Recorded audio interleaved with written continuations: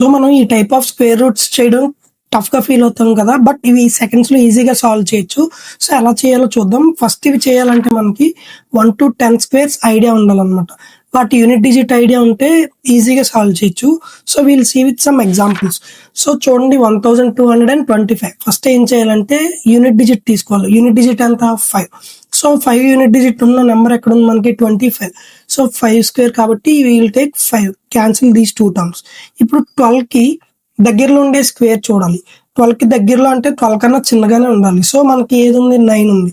So అది 3 square కాబట్టి we'll take 3. So 35 is our answer. Easy. So we'll see another some.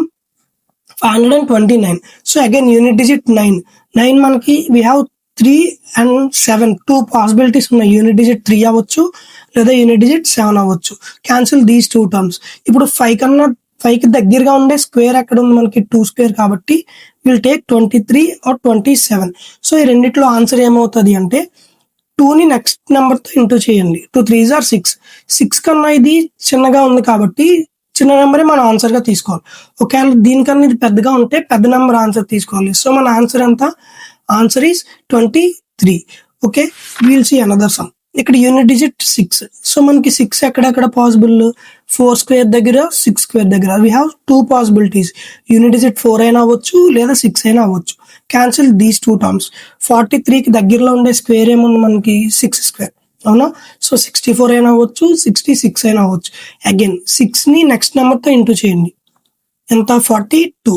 So 42 కన్నా ఇది పెద్దగా ఉందా చిన్నగా ఉందా చూడాలి. సో పెద్దగా ఉంది కాబట్టి విల్ టేక్ లార్జ్ టర్మ్ 66 తీసుకుంటాం. 66 ఈజ్ అవర్ ఆన్సర్. అర్థమైంది కదా? పెద్దగా ఉంటే పెద్ద నెంబర్ తీసుకోవాలి, చిన్నగా ఉంటే చిన్న నెంబర్.